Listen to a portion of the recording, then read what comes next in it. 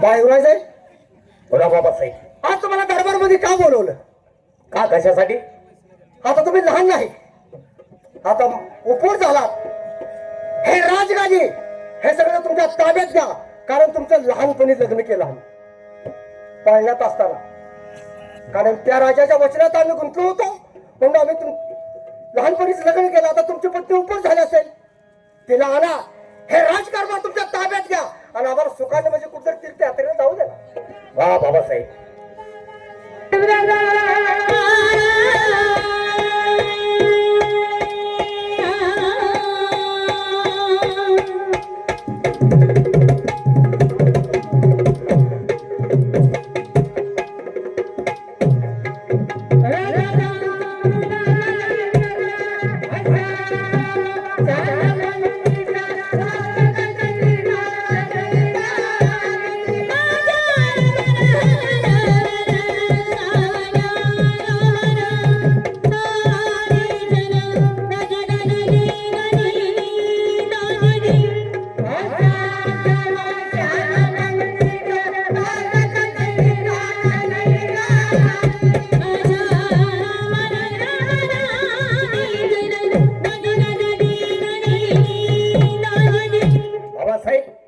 तुमचाही दोष नाही, कारण प्रत्येक आई बापाचं एक स्वप्न असतं, आपला मुलगा ताबडतोब मोठा व्हावा, त्याचा चाललेला संसार आपल्या डोळ्यांनी पाहावा, एक दोन नातवंड अंग खांद्यावरती खेळावी. अगदीच बरोबर. पण बाबासाहेब, हे सर्व आमच्या लक्षात आणून घेण्यापेक्षा आमचं शिक्षण काय झालं, आम्ही शिक्षणामध्ये कुठं कुठं कमी पडलो, कुठं कुठं पुढे गेलो, याचा तुम्ही कधीतरी बरोबर आहे. मला तेच विचारताय, तुमचं शिक्षण तर कुठंपर्यंत ते तर सांगा मला. बाबासाहेब, शिक्षणाबद्दल तेल मात्र काळजी करू नका, कारण डोळ्यात तेल घालून आम्ही रात ना दिवस अभ्यास करून सर्व शिक्षणामध्ये प्रावीण्य झालो. शिक्षण तुमचं वडगावच्या कुठं झालंय? काय झालं? वडगावात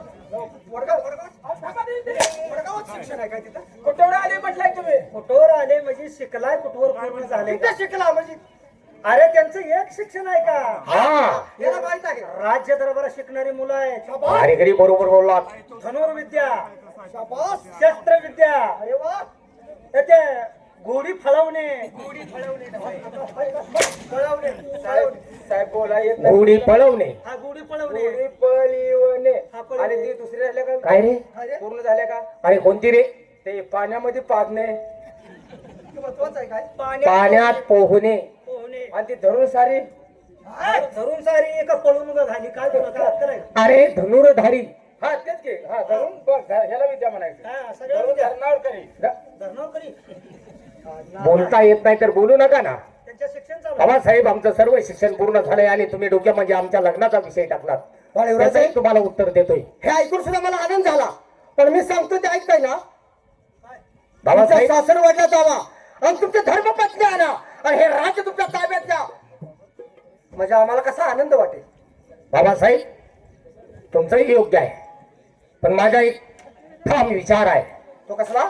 जो माणूस या संसार रूपी मोहजाळात अडकतो, तो माणूस कधी प्रगतीच्या शिखरावरती पोहोचत नाही. म्हणून ज्यावेळी आम्ही शिक्षणासाठी बाहेर होतो, त्यावेळी आमच्या गुरुवराने आम्हाला दिलेले 3 मंत्र आहेत आणि त्या मंत्राच्या जीवावरती चालणं मी माझं कर्तव्य समजतोय. कारण आमच्या गुरुवराने सांगितलं, आई माईची बाप धनाचा, बहीण आशेची, बायको लोकाची आणि मित्र जीवाचा. जागला तोच जगला, झोपला तो कायमचा संपला. म्हणून मला हा संसार करायचा नाही, मी हा संसाराचा त्याग करतोय. फक्त मला या जगाला दाखवून द्यायचा आहे, या जगामध्ये मित्रप्रेम किती सर्वश्रेष्ठ आहे. हो, आणि मित्रप्रेम टिकवण्यासाठी मी लग्नाचा धिक्कार करतोय. पण हे राज्य करून हे राज्य तुमच्या ताब्यात घेऊन मित्रप्रेम टिकवता येतं का?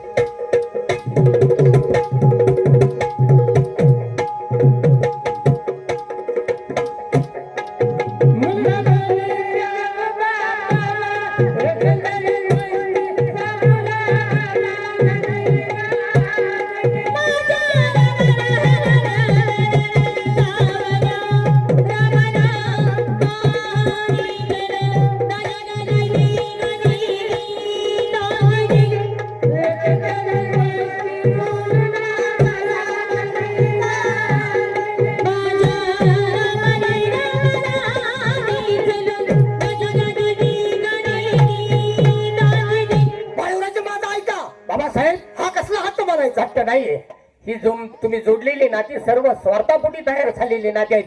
कारण आई माईच आहे. हो ते जसं म्हणाल तर माणसाला या आधुनिक जगात पैशाच्या जोरावरती सगळी नाती विकत घेता येतात, पण आईची माया कोणाला विकत घेता आलेली नाही. कारण इतकी अथांग माया आहे त्या आईची. अगदी बरोबर आहे. म्हणून आमच्या गुरुवर्यांनी सांगितलं आई माईची बाप धनाचा. तो कसा काय? ते कसं म्हणाल तर प्रत्येक बापाला वाटत असतं आपला मुलगा ताबडतोब मोठा व्हावा, त्यानं रात्र दिवस काबाड कष्ट करावं आणि येणारा सगळा पैसा आपल्या हाती आणून द्यावा, हीच एक बापाला अपेक्षा असते. आई माईची बाप धनाचा बहिणी असेच आहे. प्रत्येक बहिणीला एक आशा असते. कालच रक्षाबंधनाचा सण झाला, त्या प्रत्येक बहिणीची एक अपेक्षा असते. माझ्या भावानं माझ्या सगळ्या मैत्रिणीपेक्षा मला एखादी एक आगळी वेगळी भेट द्यावी, हीच एक बहिणीला आशा असते. म्हणून आई माईची बाप धनाचा बहीण आशेची बायको लोकांची आहे. ते कसं काय? ते कसं म्हणाल तर बाबासाहेब ज्यावेळी तुम्ही एखाद्या चांगल्या कामासाठी घरातून बाहेर पडता त्यावेळी तुमच्या पाठीला डोळे नसतात की तुमची पत्नी तुमच्या पाठीमागे काय करते. जोपर्यंत ती आपल्या नजरेसमोर आहे तोपर्यंत ती आपली आहे. एकदा ती आपल्या नजरेच्या आड गेली की ती आपली नाही. म्हणून आई माईची बाप धनाचा बहीण आशेची बायको लोकांची आणि मित्र जीवाचा. ते कसं म्हणाल तर येणाऱ्या कोणत्याही संकटाच्या वेळी अंतकरणापासून एखाद्या जिवलग मित्राला हाक मारा, तोच तुमच्या मदतीला धावून येईल. कारण ही सगळी नाती स्वार्थापोटी तयार झालीत. म्हणून मी लग्नाचा धिक्कार करतोय. वा, शाळेत गेलास, फार ज्ञानी झालास. अरे मूर्ख माणसा, वडिलाच ऐकत नाहीस. पोरग लग्नाला नाही म्हणते का? अरे नाही म्हणतोय. आईला बारकी पोरं सड्डू मारून मला तयार तेच लग्न होण्यात लगेच पोरग तयार होतं. आणि पोरग लग्नाला अरे नाही. नाहीच म्हणतो. पोराला भावना कमी आहे का? ती सांगायसाठी आलाय ते काय? अरे अरे अरे अरे एवढा पैसा खर्च करून अरे लग्न मग केलंय. शिक्षणासाठी किती पैसे घालवले? आणि तू म्हणते भावना कमी आहे का? भावना कमी आहे म्हणतो नालाय. मी दोन गोष्टी समजावून सांगू का? चालेल सांगा. होय, का देव तुम्हाला खाऊ देना? काय रे, काय झालं काय? देवाला द्यायला आणि बोळ गेलं वसात. ते म्हण कसले मला पदर नाही देवाला द्यायला आणि पदर नाही घ्यायला. हा, आता मला सांगा, लहानपणी लग्न झाले, पत्नी आणून सुखाचा संसार करा म्हणते ती, आणि तुम्ही नाही म्हणतायचा. भाडेकरी हा, मला सांग, तुझं लग्न झालं? मग कशाला? म्हणूनच तुला सांगतो, लग्न झालेल्या माणसाला विचार. काय? जो माणूस एकदा त्या संसार रूपी मोहजाळात अडकला हा, की त्याच्या डोक्यात दुसरा विचार नसतो, फक्त त्याच्या डोक्यात विचार असतात, त्याची मुलं बाळ, त्याचा प्रपंच. माणूस कधी यशस्वी होत नाही कुठल्याही एखाद्या कामात. बर मध्ये मग तुम्हाला तसलं करू वाटत नाही? नाही रे, फक्त मला या जगाला दाखवून द्यायचा या जगामध्ये मित्रप्रेम किती सर्वश्रेष्ठ आहे, आणि मित्रप्रेम टिकवण्यासाठी मी लग्नाचा धिक्कार करतोय. आणि तसली एखादी गोष्ट विचारू का? बोल ना. एखादी बाय बी ठेवल्या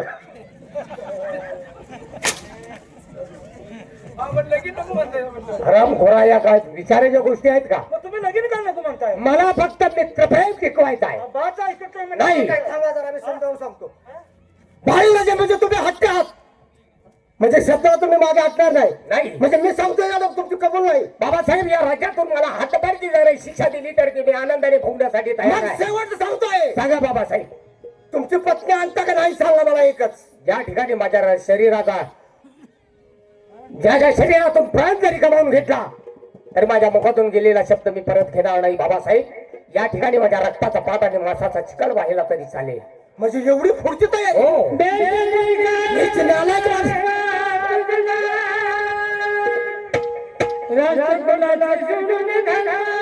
अरे राजाला बटा लावला.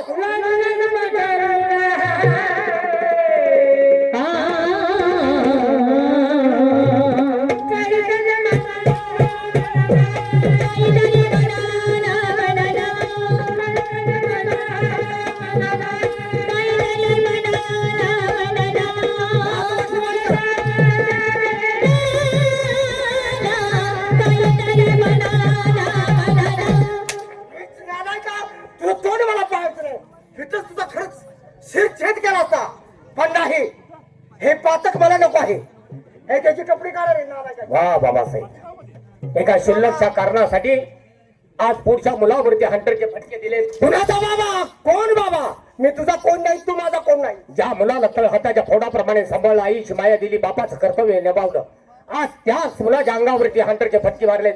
हरकत नाही बाबासाहेब, तुम्ही मला हातबारची सजा दिली, पण कान उघडे ठेवू नाही का? काय सांगणार आहे? तुम्हाला आणि या जगाला मी एक दिवस दाखवून देणार की या जगामध्ये मित्रप्रेम किती सर्वश्रेष्ठ आहे, आणि हे मित्रप्रेम टिकवण्यासाठी आज मी ऐशोआरामाच्या जीवनाला ठोकर मारतोय. येतोय मी. बरं का? मला